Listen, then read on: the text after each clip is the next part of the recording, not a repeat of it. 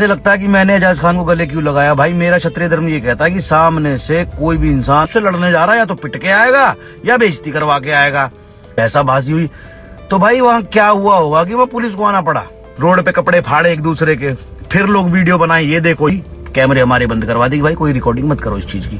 दोस्तों हाल ही में आप जानते होंगे कि राजवीर फिटनेस और एजाज खान का लफड़ा हुआ था मुंबई में, जहाँ दोनों एक दूसरे से मिले पर लोगों के मुताबिक जैसा सोचा था वैसा नहीं हुआ। तो इस वजह से राजवीर फिटनेस को काफी ज्यादा हेट मिलने लगी कुछ लोगों की तरफ से, जो राजवीर को जज करने लगे और कहने लगे कि तुम मुंबई एजाज खान से लड़ने गए थे तो एजाज खान को गले क्यों लगा लिया। तो इसका जवाब राजवीर फिटनेस ने इंस्टाग्राम स्टोरी पर दिया। राजवीर कहे कि उन्हें फर्क नहीं पड़ता कौन किस धर्म का है और किस जाति का है। साथ ही राजवीर कहे कि जब वो मुंबई गए थे तो ये कमेंट में जो भी लिख रहे हैं और उन्हें उल्टे सीधे बोल रहे हैं तो उन्हें भी साथ चलना चाहिए था। मतलब कि इंसान कांप जाता है दूसरे स्टेट में जाकर, तब तो उनका साथ देने कोई नहीं आया। आप देखिए राजवीर फिटनेस और क्या कहे। तो भाई सारे भाइयों को राम राम और बहुत सारा प्यार। सॉरी 2 दिन से भाई कोई अपडेट नहीं है, बहुत बिजी हो गया था। तो सबसे पहले तो भाई देखो चीजें खत्म करा दी महाराष्ट्र पुलिस ने, और जितने भी ठाकुर पेज मुझे फॉलो करते हैं या राजपूत हमारे भाई प्यार करते हैं, ठाकुर राजपूत एक ही चीज है, उनको बहुत बहुत शुक्रिया। और हमेशा आप लोगों ने सपोर्ट किया है, हमेशा प्यार दिया, उसके लिए बहुत बहुत शुक्रिया। और कहीं मुझसे कोई गलती हो जाती है तो कहो यार बेशक इन्फ्लुएंसर हूँ, फॉलोअर्स हैं मिलियंस में, लेकिन हूँ तो इंसान ही ना कहीं कभी कभी मैं भी गलत हो जाता हूँ। तो उसके लिए भाई मुझसे कोई भी गलती हुई हो तो सारे राजपूत भाइयों से और सारे ठाकुर भाइयों से, हमारे जितने भी हमारा समाज है सबसे भाई सॉरी बोलना चाहूँगा। और दूसरी चीज़ ये कि कुछ लोग जो अपने आप को हमारे समाज का ठेकेदार मान चुके हैं बिना वजह, लाइफ में जिंदगी में कुछ नहीं करा, सिर्फ कमरे में बैठ के 2-4, और उनको ऐसे लगता है कि वो हिंदू समाज के और राजपूत समाज के ठेकेदार बन चुके हैं। उनमें से कुछ ने मुझे गाली।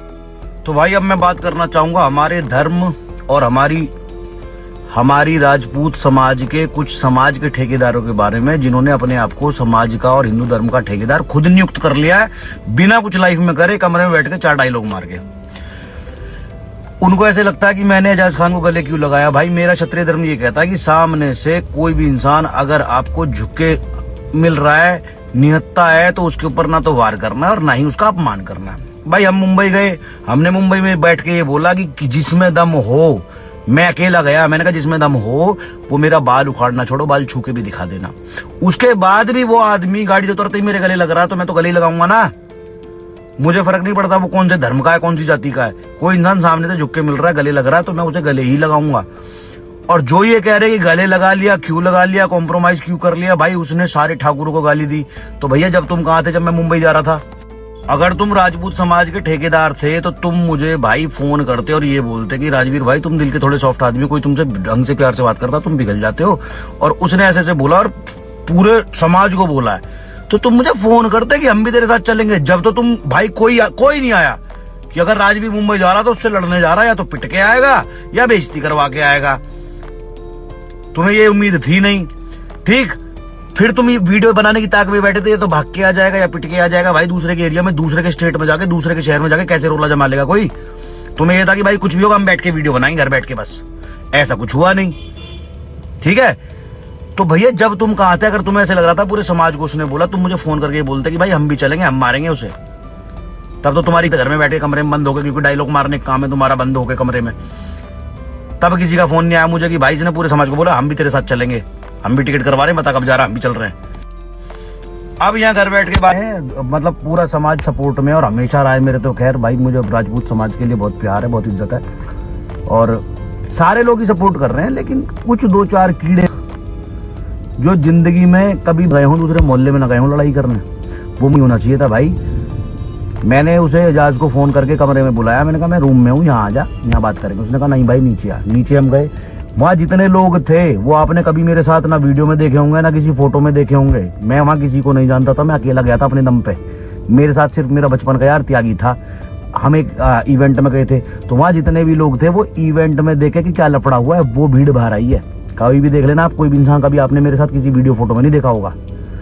रोहित राजपूत भाई को मैं पहले से जानता हूँ, वो भी इवेंट अटेंड करने गए थे, उन्होंने भी आके बाहर आके कि भाई क्या क्या मसला है, हम भी देखेंगे। उन्होंने भी वहां आके बात करी, उसको समझाया, मुझे भी समझाया।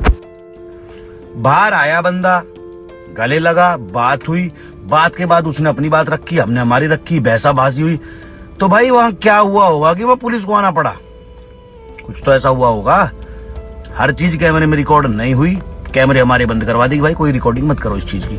पुलिस आई, पुलिस ने बोला कि भाई या तो तुम अभी यहाँ से थाने चलो या दोनों गले मिलो। 2 क्लिप दिख रही होंगी आपको गले मिलने की, एक पहले की एक बाद की। तो जब पहले मिलने तो बाद में क्यों मिलना पड़ा? क्योंकि पुलिस ने फोर्सफुली करवाया।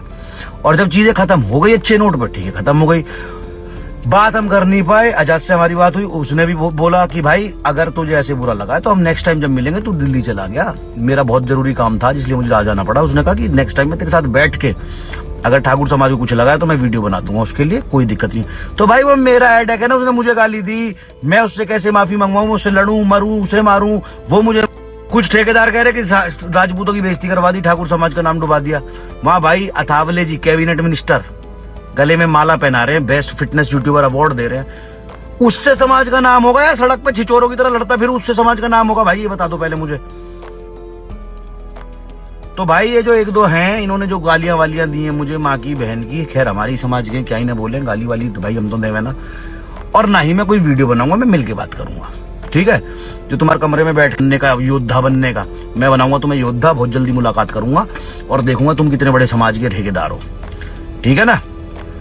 मैं दोबारा फ्लाइट करवा दो, दोबारा चलो मेरे साथ। जो जितने ये वीडियो बना रहे हैं ना कि ये करना था वो करना था, तुम्हारी फ्लाइट करवाओ, वहां जाके जहाज को एक बार बोल के देखो ये कि हम यहाँ बैठे हैं, अकेले बैठे हैं, टांगे ना ऐसे ऐसे कांपेंगी जाओ घर में। और जो ये कह रहे बेइज्जती करवा दी, भाई कोई मेरे मोहल्ले में आके मुझे ये बाल छू के दिखा दे, राजवीर जो दूसरे स्टेट से आके अकेला, और वो ठीक ठाक चला जाए तो उसमें उसकी बेइज्जती मेरी बेइज्जती है। कमाल है यार भाई, इतनी सारी रिस्पॉन्सिबिलिटी होती है, इन्फ्लुएंसर भी हैं। अब वहां छपरियों की तरह लड़ूं मैं, रोड पे कपड़े फाड़े एक दूसरे के, फिर लोग वीडियो बनाए, ये देखो ये है सोशल मीडिया के असली इन्फ्लुएंसर, इनको लोग फॉलो करते, कैसे सड़क छाप गटर छाप लोगों की तरह सड़कों पे लड़ रहे हैं, कपड़े फाड़ रहे हैं एक दूसरे के। पुलिस आके उठा के ले जाए, अगले दिन फिर जमीन पे बैठ के फोटो आए अखबार में। वो है ऊपर से पुलिस है, प्रशासन है, इधर इवेंट करवाया। अभी एक मंत्री मुझे अवार्ड पहना के गया, थोड़ी देर बाद उस मंत्री के पास बात पहुंचे कि जिसको भी आप माला पहना के आए अवार्ड दिखाए वो सड़कों पे ऐसे लड़ रहा है छिचोरों की तरह। सारी चीजें सोचनी पड़ती है भाई, किसी की माँ को बहन को गाली देने से पहले ना। खैर दे दी वो बहुत बढ़िया बात है, मैं जल्दी मिलकर मुलाकात करूंगा, ठीक है? और भाई जितने भी ये ठाकुर पेज सपोर्ट करते हैं, जितने भी ठाकुर भाई हमारे सारे सपोर्ट में रहते हैं भाई, बहुत सारा प्यार आप लोगों को हर बार बोलता हूँ। और तुमसे बोल रहा हूँ, ठेकेदारों से तुमसे बोल रहा हूँ कि कहीं भी मैं गलत होता हूँ तो देखो यार, इंसान हूँ, छोटी मोटी गलतियां मेरी भी इग्नोर कर दिया करो, माफ कर दिया करो। भाई हो आप सारे, मेरे समाज के हो, मेरे ब्लड के हो, ठीक है? तो भाई कुछ भी गलती मुझसे हुई है, वैसे तो मैंने अपनी तरफ से कोई गलती की नहीं है, चीजें बहुत समझदारी के साथ करनी पड़ती है ना? और तुमको भी एक चीज समझाना चाहूंगा, जितने भी मेरे भाई हैं, कभी भी जिंदगी में कोई झगड़ा होता है और अगर वो प्यार से खत्म हो रहा है ना, अपना ठाकुरपना, जाटपना, यादवपना, गुजरपना, पंडितपना या व्हाटएवर जो भी तुम्हारी कास्ट है, उसको साइड रख के ना उसको प्यार से खत्म कर दो, क्योंकि इतने से झगड़े में खानदान खत्म हो जाते हैं। ये होता हमने देखे भाई, जेल हमने काटी ना, 10 दिन जेल जाना। कभी भी कोई भी झगड़ा है प्यार से खत्म हो रहा तो उसको प्यार से खत्म कर दो, नो मैटर किस कास्ट से है, किस रिलीजन से है। क्योंकि इतने से झगड़ों के चक्कर में बहुत भाई खानदान सफर करता है, कोई समाज सफर नहीं करता, ठीक है? तुम समाज के लिए कितना भी लड़ लो, तुम धर्म के लिए कितना भी लड़ लो, सब कहने वाली बात है, बोलूंगा बुरा लगेगा, कड़वी लगेगी बात, लेकिन कोई आता नहीं है भाई सपोर्ट में। अभी हमारे बिसाड़े के कुछ लड़कों को उम्र कैद हो गई है, क्योंकि कुछ लोगों ने भैंस नहीं सॉरी दी थी तो उन्होंने उसको लड़के को गौ माता के लिए जान ली ना। कितने लोग जा रहे हैं उन्हें जेल में मिलने, कितने लोग समाज के या धर्म के या आस पड़ोस के उन्हें पैसा देने जा रहे हैं, उनकी मुलाकात करने जा रहे हैं। जेल कितने लोग उनसे मिलने जा रहे हैं, उनके परिवार को संभाल रहे, कोई नहीं संभाल रहा, सिर्फ उनके घर वाले सफर कर रहे हैं। तो भाई हमेशा सबसे पहले कुछ सोचना है तो अपने माँ बाप के बारे में सोचना है। हर आदमी अपने माँ बाप के बारे में सोच लेगा ना कि मेरे माँ बाप को तकलीफ नहीं होनी चाहिए, वो समाज के लिए भी अच्छा होगा, वो हमारे देश के लिए भी अच्छा होगा, हमारे धर्म के लिए भी अच्छा होगा। सबसे पहले माँ बाप के बारे में सोच लो, दैट्स इट। और बाकी जो ये समाज के ठेकेदार भौंका बाकी करते हैं, तुम मुझे वीडियोस भेज रहे हो इनकी, भाई मत भेजो, एक आध दिन में डिलीट भी करेंगे, माफी भी मांगेंगे, ठीक है? देखते रहो। और अब ये मेरी लास्ट कंट्रोवर्सी थी इस दुनिया की, क्योंकि फिर पता क्या होता है, एक तो झगड़े होते हैं, खामखा दुश्मनी पालो दूसरों के लिए बोल के, दूसरों के लिए स्टैंड लिया था तभी दुश्मनी हुई ना। फिर सबके मुंह लगो, सबसे गालियां भी सुनो, फिर कमेंटों में भी उल्टी सीधी चीजें पढ़ो, और एंड में मिलता क्या है कि भाई फेक कंट्रोवर्सी किया फॉलोवर्स के लिए। भाई मैं किसी को जवाब नहीं दूंगा आज के बाद, ना ही मैं किसी से कंट्रोवर्सी करूंगा, और मेरा ले लिया आज के बाद स्टैंड। आधे लोग यूं कह रहे हैं कि भाई कैरी मिनाती को तेरे मुंह पे गाली दे दी, तू बोला क्यों नहीं? बोला मैं क्यों बोलूं, कैरी मिनाती मेरी बुआ का लौंडा लगे है, कैरी मिनाती जाने और उसके फॉलोवर जाने, मैं क्यों बोलूंगा भाई? मैं वहां उससे अपनी बात करने गया हूँ, ठेकेदार बन के थोड़ी गया हूँ कैरी मिनाती का। देता रहा जिस मर्जी को गाली, मुझे क्या मतलब? मेरे लिए बोला था कोई यूट्यूबर मेरे लिए बोला था। तो भैया ये जो ठेकेदार है ना, इनसे बहुत जल्दी मुलाकात होगी। मैं देखूंगा ये समाज के और धर्म के कितने बड़े ठेकेदार हैं जिन्होंने मुझे ये बात बोली है ना कि मैं 84 का हूँ। मतलब ये तक बात बोल दी एक आध बदमाश ने, ठेकेदार ने, समाज के ने, कि 84 में पैर रख के दिखा दे, इसकी माँ बहन हम ये कर देंगे। भाई एक आध दिन में ही आऊंगा 84। तेरी माँ ने दूध पिलाया हो ना तो तू मुझे रोक के दिखा दिया। यार तुझे भी सेम डायलॉग मार रहा हूँ, मेरा बाल ऐसा छू कर दिखा दिए, ठीक है? अपने समाज के हैं, खैर राजपूत समाज के, क्या गलत बोलूं क्या गंदा बोलूं, पर मिल के बात करूंगा। और आज के बाद जैसे मैंने बताया भाई, मैं कोई किसी कंट्रोवर्सी में नहीं पड़ूंगा। बाबा हाथ जुड़वाए सोशल मीडिया की बदमाशी, ना तो मैं कोई बदमाश, ना मैं कोई क्रिमिनल। कोई मुझसे प्यार से बात करता है, खत्म करता है चीजों को, तो मैं खत्म कर देता हूँ भाई।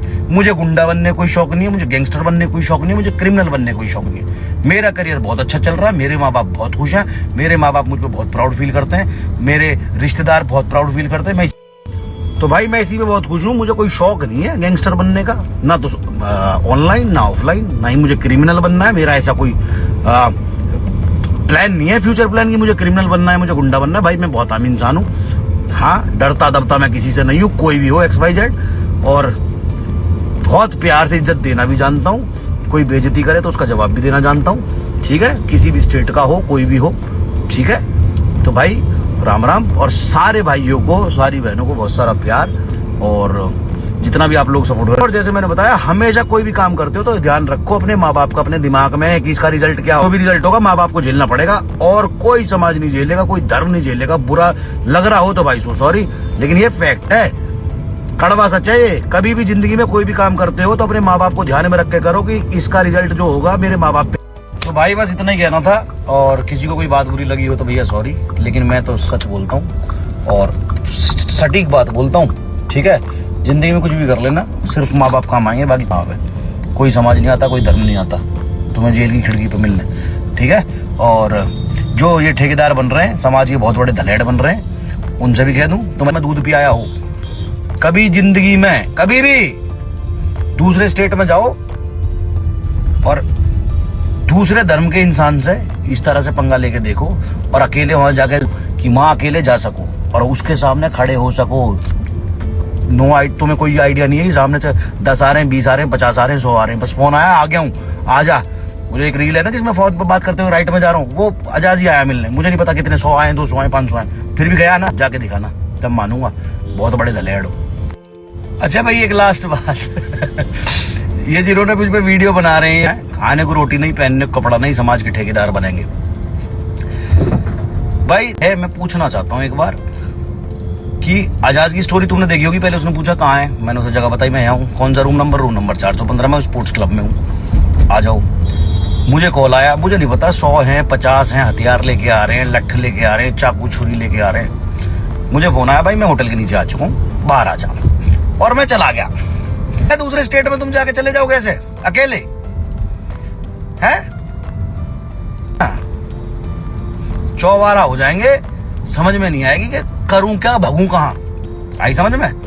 कभी जाओ करके देखो, जब पता लगे। कमरे में यूं बैठ के कहीं ना तुम योद्धा बन जाते, कभी निकल। साथ ही पुणे सुपरस्टार अजाज खान और राजवीर फिटनेस को लेकर इंस्टाग्राम रील पोस्ट की है और कहे कि दोनों बिग बॉस में जाने के लिए ड्रामा कर रहे हैं और फेक कंट्रोवर्सी कर रहे हैं। आप देखिए, ये अजाज खान और राजवीर ने, इन दोनों ने मिलकर पब्लिक के चक्कर में इन्होंने फेक कंट्रोवर्सी कर डाली। पुलिस वालों का टाइम खराब और तुम लोगों का टाइम खराब। अब बेटा तुम दोनों ने ये जो फेक कंट्रोवर्सी करके बिग बॉस नहीं जा सकते, जिंदगी में लिख के ले लो, तुम्हारी टांगों के नीचे से निकल जाऊंगा अगर तुम बिग बॉस चले जाओ, क्योंकि बिग बॉस वालों को सब पता है कि तुम दोनों फेक कंट्रोवर्सी कर रहे थे। अब तो तुम्हें बिल्कुल भी नहीं लेंगे बिग बॉस वाले, अब तो तुम ब्लैक लिस्ट हो जिंदगी भर के लिए बिग बॉस। अब तो तुम कोई और शो पकड़ लो, छोटा मोटा काम वाम कर लो, अब तो तुम कोई। एंड तो नेक्स्ट अपडेट में हर्ष बेनीवाल ने अजाज खान पर परोड़ी वीडियो बनाया था, जो ऑब्वियसली अजाज खान को अच्छा नहीं लगा था और वो हर्ष बेनीवाल को पर्सनल कमेंट भी पास किए थे। तो रिसेंटली जब हर्ष बेनीवाल ECL मैच में खेल रहे थे, तब उन्हें कुछ लोग डैश कुछ ये बोलने लगे, जो अजाज खान ने इंस्टाग्राम स्टोरी पर शेयर किया। मुंबई मत चले जाना है। एंड तो नेक्स्ट अपडेट में बात करते हैं थगेश की। तो उनके लफड़ा सेंट्रल के गेस्ट इस बार दीपक कलाल हैं, जहां आपको पता ही होगा कि दीपक कलाल की पास्ट में कितनी चीजें हो रखी है पुणे सुपरस्टार और थाराबाई जोगेंद्र के साथ, एंड और भी कई सारी चीजें हो रखी है। तो रिसेंटली दीपक से पूछा गया कि जब से पुणे सुपरस्टार सोशल मीडिया पर आए तब से आपका डाउनफॉल आ गया है, तो इसका रिप्लाई देते हुए दीपक कलाल ये कहे, आप देखिए। पहला इल्जाम यह है कि पुनीत सुपरस्टार के आने के बाद दीपक कलाल की डिमांड कम हो चुकी है। क्योंकि मुझे ऐसा लगता है कि जो इंटरनेट लोग चलाते हैं वो ज़्यादा करके टायर पंक्चर, उसके बाद में रिक्शा ड्राइवर्स होते हैं जो इंस्टाग्राम पे होते हैं, तो ट्विटर पे तो वो कम ही होते हैं। तो यही वो लोग हैं जो मेरा ह्यूमर समझ नहीं पाते हैं और फिर इसकी अतरंगी छपरी हरकतों से वाजिब होकर फिर वो उसके वीडियोस ज़्यादा देखते हैं। तो मुझे लगता है कि क्योंकि जब से मोबाइल बहुत सस्ते हो गए हैं, वो बहुत निचले स्तर के लोगों के साथ चले गए हैं, तो मैं उसका जो सक्सेस है उसको मैं कहूँगा कि मोबाइल की कीमतों में काफ़ी गिरावट आ गई है। यही रीज़न है कि चीप जो लोग हैं जो अभी ये सब देख रहे हैं सोशल मीडिया पे और फिर वो उसको फॉलो कर रहे हैं। तो मुझे कम लोग फॉलो करते हैं, लेकिन जो भी फॉलो करते हैं वो बजाज, गोदरेज, बाटा, खंबाटा ऐसे फॉलो करते हैं।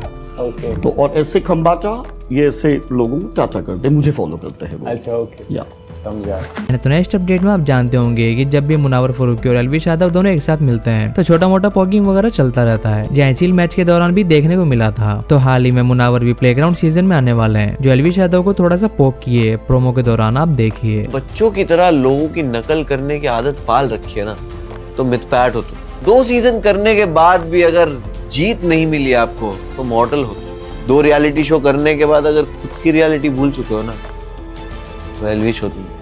और ये खबर सुन के एकदम खुश होकर ये रील को शेयर कर रहे हो तो मुनव्वर के फैन हो। तो वीडियो अच्छा लगा हो तो वीडियो को लाइक कीजिएगा और चैनल पर नए हो तो चैनल को सब्सक्राइब कीजिएगा। मैं ऐसे ही वीडियोस लेकर आता रहता हूँ।